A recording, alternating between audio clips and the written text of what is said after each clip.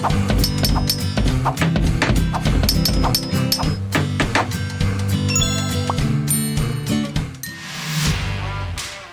guys, this is Matt, aka Lumberjack Landlord, just finishing up this house project with you guys. Last place we're going to stop is the systems room. We're just going to take you guys through that so you guys can see what we typically find when we actually open up that beautiful systems room. One of the things that you guys really need to remember is that systems room can be an area where you spend an absolute ton of money. You know, new heating system, $5,000 to $10,000 depending on what kind of heating system you have.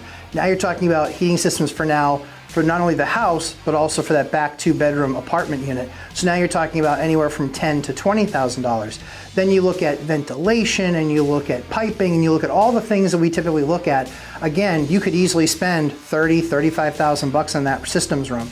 So we like to make sure that that's actually the main area that we spend the most time in, because that's the most expensive, most concentrated area for cost, along with a kitchen and sometimes a bathroom. But usually kitchens and systems rooms, that's usually where you're spending money. So let's go take a tour of that.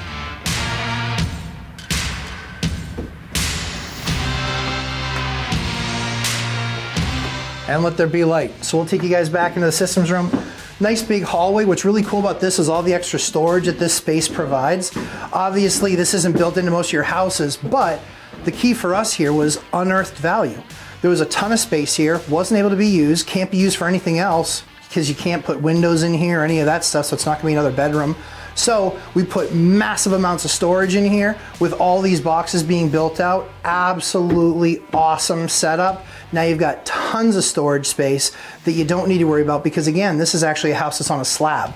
So because this house is on a slab, you don't have all that extra basement space. So now that you've got all this extra hallway space, we made sure to give you all the space you'd normally see in a basement. We were able to put it up here, and it is a considerable amount of storage. I mean, if you were a prepper, you could easily get like a year's worth of food in here. So let's jump into the systems room. All right, so we are in the brains of the house, if you will. Don't worry, I won't fall through the floor in all likelihood, but if I do, Tim will save me.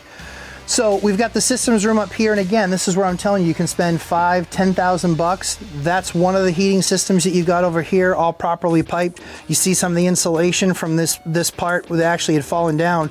We actually were able to put some of this nice, I believe it's called polyisolate, but you might want to fact check me on that. But we put that stuff in to then on top of this stuff to push everything in and give us a higher R value there, because we want as little heat escaping from this place as possible.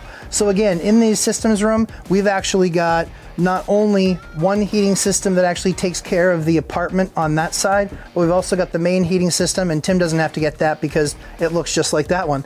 But we've got this heating system over here as well that does the entire house. What's really cool about this is that these are both in a position where if we wanted to add central air, we could just add a coil on the outside and then add a coil here on the inside and then add outside, making sure we have that condenser outside.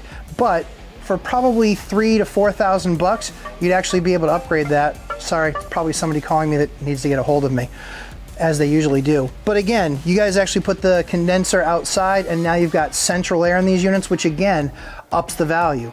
It makes it a whole lot better of a rental, the more features and benefits that you guys can add. So having that central AC, being able to add it, it's always worth getting a quote. Sometimes they'll tell you, you know what, your system's too old, it's too antiquated, we can't put the right coil in there, we can't put the right condenser in there, we can't do this, we can't do that. That's fine. At that point, it's not worth replacing the entire system, heating and AC, and doing that whole 9 yards, especially when we'll be covering something really cool called a mini split. We'll be covering that in our next project that we're already started work on. But again, in this particular scenario, you've got forced hot air going to these units. On top of that, you've got your backup electric heat, which really puts you guys in a position to not ever have to worry about, oh my gosh, what do we do on those minus 30 wind chill nights that we get in New England? No one will ever be cold in this house. So that was a fairly brief tour of the systems room. However, that covers all the areas that you really need to cover. This is actually electric heat right here. So you see that plugged in right there? That's to make sure that if there were ever an issue with the gas system, you could turn this on and not have to worry about frozen pipes. So again, it's that constant redundancy. When it's already there, don't rip it out. Leave it there. It's value. And again, It also means that in all likelihood, if you have electric heat, in all likelihood, you probably have 200 amp service coming into the house, which is expensive to upgrade to. So again, just more value. So thanks so much for you guys investing your time and watching all these videos. Hopefully you learned a few things new. Again, a very fun process in going through this project. This was about a 90-day project, start to finish, and really excited to see how we do when we actually put it on the market, get some rentals, but we've already had pretty amazing response time, and that's based on no pictures because no one wants to show a construction zone. Believe it or not, what you see here will be wrapped up in probably the next week or two, and so that we look forward to finally closing the book on this project and then on to the next one, which we've actually already started. So again, everyone, thanks so much for investing your time here in Lumberjack Landlord, and we look forward to doing damage with you in the market. So long, take care.